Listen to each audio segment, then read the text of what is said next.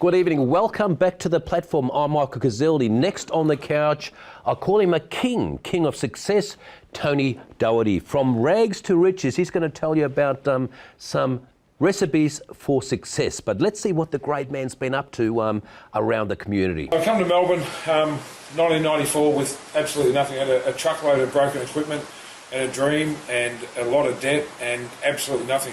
Gotten into drugs and alcohol and all the dumb things that you do, and started working in nightclubs, security to keep the doors of the gym open, and fallen into all the wrong people, all the things you tell everyone not to do. Hello, got real good at them. So by then, a little reality kicked in. So 1994, basically, I become born again, not in any religious sort of way, but as in I killed my ego, stopped acting like a dead shit, and realised you got one chance at this, and it's a very slim chance that you're going to make it. So the first year in 1994, first year at Union Street, the power got cut off about 6 times. The phone got cut off every single month because I couldn't pay the bill.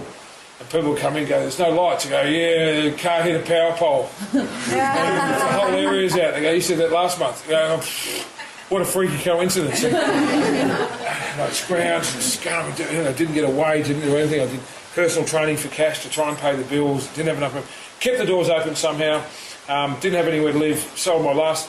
Well, the second car was this old Jeep, which I loved. I've been doing it for years. I sold that one day to a mate. I needed to pay that to get the power put back on. It was the very last straw. I had nowhere to live, no relationships, nothing going, just whatever. And I thought, well, hard nut. So I had a couch in the gym, and I bought a vertical grill and a rice cooker. I got it. I'll sleep on the couch of the gym, cook all my food there, and pretend that I live somewhere, because I've got to have some dignity about this. I can't just have the members see me bloody get out of bed and open the door. So for the next 6 months, it's a true story. Every morning I get up at 5 o'clock, because the gym back then wasn't 24 hours, we'd open at 6 and shut at 10. So I'd get up at 5 o'clock, have a shower, because we had showers at the gym by then. We really lashed out, put one single shower in the toilet. So have a shower, go to the toilet, and I'd walk up to Sydney Road, go to McDonald's, which was open at 5:30, and get a coffee, go to the newsagent and get a paper. And I'd walk back down the street, which was about 200 metres from the corner, with a paper under my arm and a coffee. Morning, everyone! As if I'd had a home. Tony Doherty, thank you for coming on the platform, bro. Thank you, it's good to be here. You know what I love about you? You're a straight shooter. And I think what people love about you, you're real.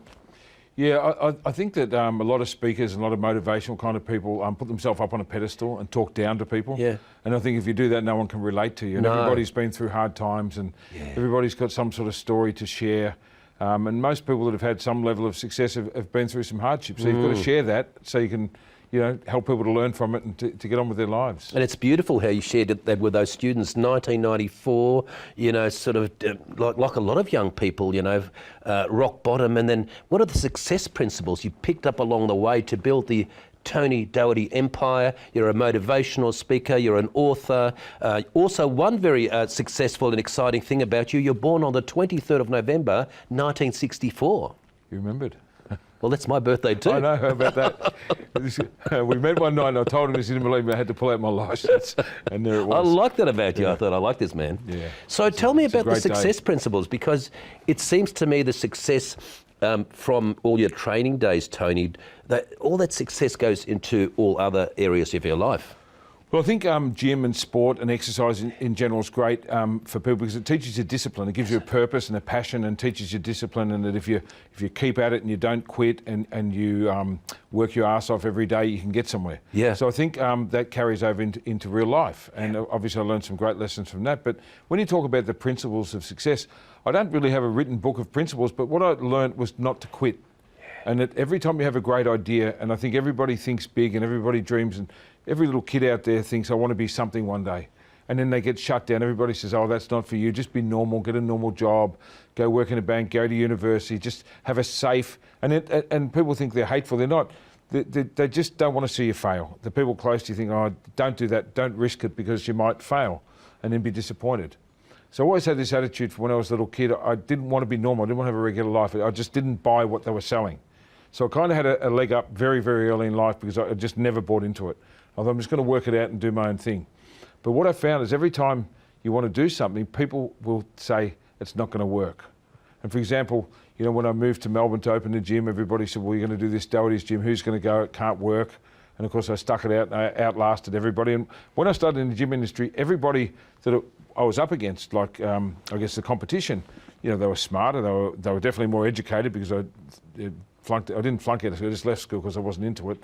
And they all had more money behind them because I didn't have a cent. In fact, I moved to Melbourne with $250,000 worth of debt from the country. I had nothing, a truckload of broken equipment, a big dream, and just stuck at it and just wouldn't quit.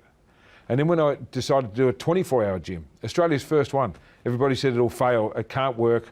Who's going to go to the gym in the middle of the night? And I said, well, Melbourne's a huge city, 4.5 million people, and they do shift work, and there's cab drivers and waiters and waitresses and bouncers and nightclub workers and hospitality people and airport people. I can go on. Arnold Schwarzenegger. Well, I started promoting shows and bodybuilding competitions, and Arnold was my idol. In fact, the reason I got into the gym and promotions business because I was a kid watching, I think, a show like this. It might have been Mike Walsh show or something, and Arnold was a guest in the 70s promoting this book called The Education of a Bodybuilder. And I was watching it with my dad, and I just had a light bulb moment. I go, I want to be like that guy. And it wasn't just his muscles, it was his charisma, his charm, and his confidence. And I thought, you know, I was a chubby kid in the country, but I thought, how do I get into this bodybuilding? Dad said, well, you've got to lose some weight and work out a little bit and find out about it yourself. He encouraged my father, still my business partner now, always encouraged me through, you know, good and bad and crazy times. And so I set about this path. And when I was, I think, 14, I said to my mum and dad, don't send me to university because I've got brothers and sisters you can use that money for.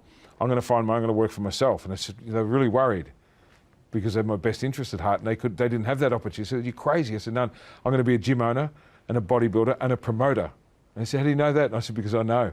And that's what I've done. Amazing. Yeah. Let's have a look at some of the work you've been doing with the great men. Well, two of the great men, Arnie and yourself. I think through bodybuilding, I got to come to America. Through bodybuilding, I learned about how to train and how to really be successful. I mean, you learn this from the sport. You know that hard work makes you successful. Not listening to the naysayers makes you successful. You know, working your butt off makes you successful. There's no shortcut. You got to work your ass off. You got to work, work, work. You know, as I always say, there's 24 hours a day. We sleep 6 hours, then you have 18 hours available, and there's always time to train.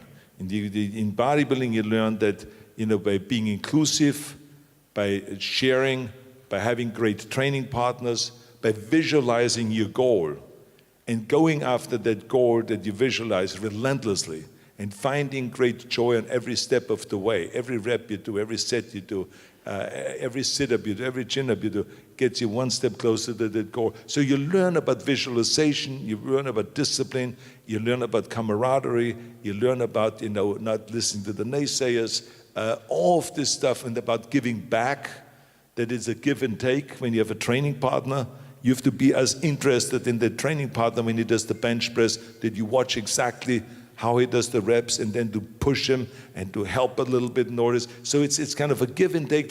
So all of this stuff you learn. As a matter of fact, if it wouldn't have been for bodybuilding, I would have never been able to get into movies. It was because, even though everyone said in the beginning, with your body, it would be impossible to get into movies, but the fact of the matter is, it was because of my body that I got into the movies. And it was because of my accent that I became successful in the movie business, even though they said it was a big obstacle in orders. And it was also the same principles of success that I've learned in bodybuilding that helped me then to become governor of California.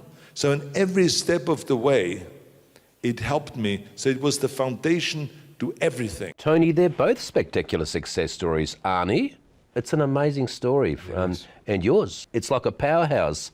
Tell us about the tour. Well, you know, look, for me it's surreal just watching that clip, and you know, as a little kid who idolised Arnold, and to be his business partner now and travelling the world with him 6 or 8 times a year. How long have you done that for? This is my 4th year on the road with him. So I travel with him at least 6 times a year, sometimes 8, been to movie premieres and all that, but mostly we do the Arnold Sports Festival. Your mates? We've become great mates, yeah. He's become a real mentor to me and taken an interest in my life and business. He's the smartest guy I've ever met. And people always say to me, what's Arnold like? And I say, he's everything you hope your idol would be. He really is. He's just incredible. He's genuinely curious. He shows interest in everyone. He doesn't talk down to people. And he's just a great role model. So to be a kid that grew up with him as my idol, and then now to be business partners and traveling with him, sometimes it's surreal. And we do a series of events around the world called the Arnold Sports Festival, which has now grown to be the biggest sports festival, biggest multi-sport festival in the world, bar none. We're doing in 2 weeks our 30th anniversary, or his 30th anniversary in Columbus, Ohio, in the US. So I'll go over there for that, and I come back. He comes back with us 2 weeks later, and we do the Arnold Sports Festival here in Melbourne. What's something people don't know about you? Well, I guess I keep my private life very private. I travel a lot. I'm very public with what I do with my public speaking. I give a lot of myself. I have an Instagram page called Tony Doherty Oz, where I do a thing called Real Talk every day and motivate and inspire people. Excellent. And try and tell them all this stuff about believing in yourself. And I don't say much about me. But, I've got 4 kids. I've got several gyms. I've got a staff of about 90. I live on my own apartment behind the gym and have my kids every other week. And I just try and be a good human and to give a great message of self-belief and hope, and to tell people you can do all this and still be a good human, to help other people up. And it's one great thing I've learned from Arnold, is to always give back.